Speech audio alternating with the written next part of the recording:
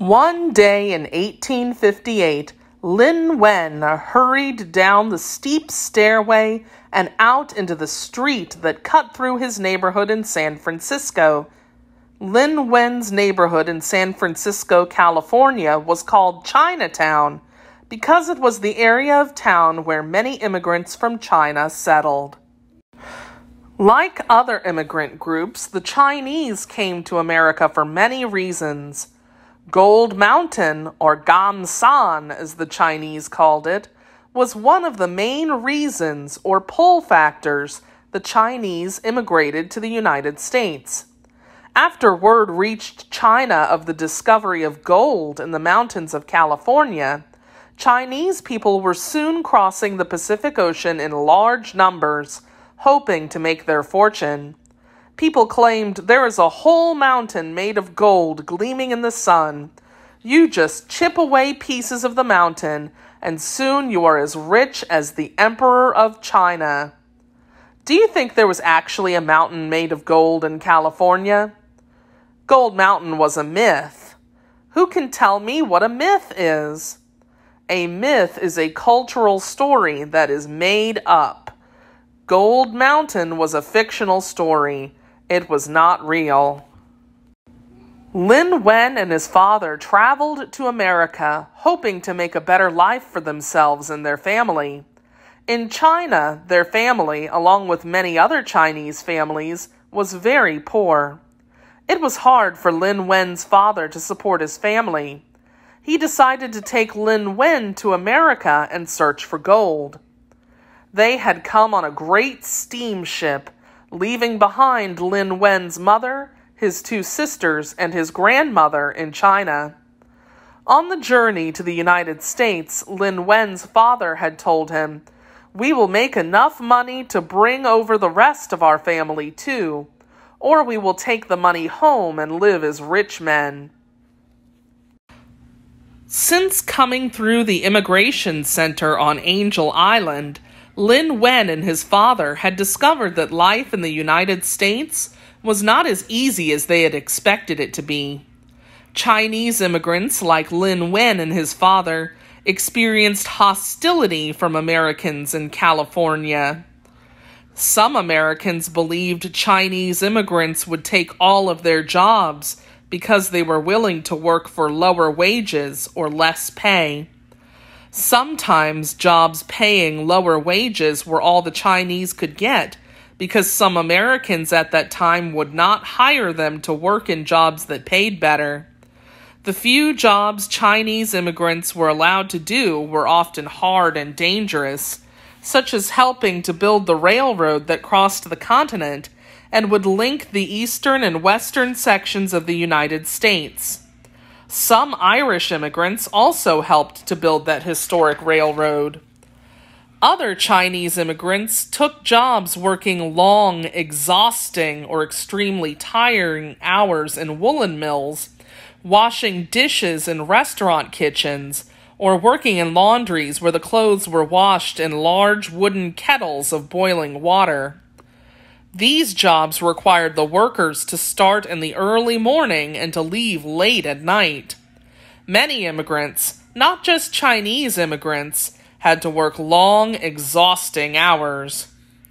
Americans who were hostile to the Chinese did not like how the Chinese had very different traditions and customs from Americans. European immigrants that were settled into their new American life had trouble accepting immigrants who didn't come from their own homelands in Europe. But not all Americans were hostile to Chinese immigrants. Some realized how difficult a new life in America could be for the newcomers. Many Americans were welcoming and kind to the many different immigrants in the United States. Lin Wen and his father never got as far as the gold mines or the mountains, and they quickly learned that it was not as easy to find gold as they had heard. They ended up in Chinatown, where Lin Wen's father worked in a laundry, and Lin Wen was lucky enough to work in a grocery store selling traditional Chinese foods. Lin Wen was on his way to work now, but he had a stop to make first. Winding his way through the streets, he followed a side street to a small door. After passing through it, he climbed some stairs and entered a room. No one would have guessed from the street that this run-down building could hold such a beautiful room. Hanging on the walls were red silk cloths bearing gold-colored Chinese characters or writing symbols.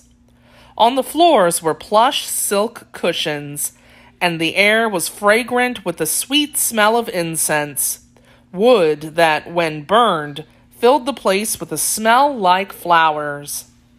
An old Chinese man nodded a welcome. He asked, "You are here to honor, or show respect for, the memory of your grandfather?" "Yes, please," Lin Wen answered.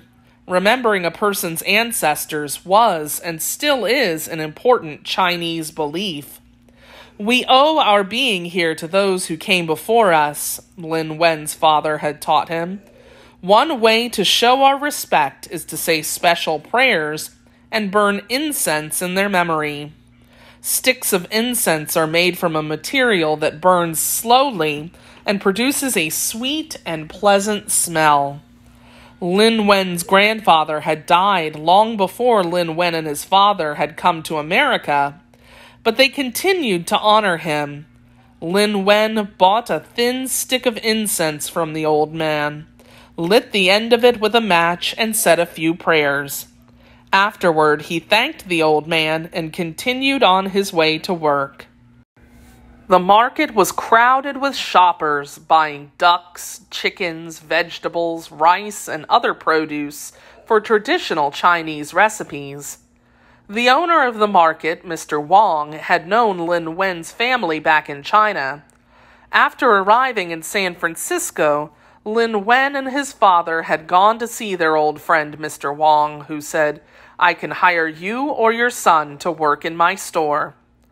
Lin Wen's father had answered, "This is an act of great kindness, my friend. Let my son work with you. Another friend has offered us a job at his laundry. I will take that job because it will be more demanding, and that way my son will have some time to study and learn." At the time, Lin Wen had said nothing, but that night he had quietly asked his father, "Father, should I not respect you as the head of our family? Yet you will not let me take seriously the responsibilities or things I am counted on to do for our family that you have taught me are mine. I should take the job in the laundry.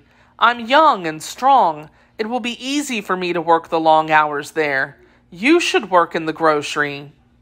Lin Wen's father said, "Lin Wen, the only thing as important as respecting your elders is getting an education. If you work in the laundry, you will not have time to study and educate yourself. That is also one of your responsibilities. I have made my decision, but your offer to work in the laundry means a great deal to me. I hope that someday we will have enough money so that we can bring our family here.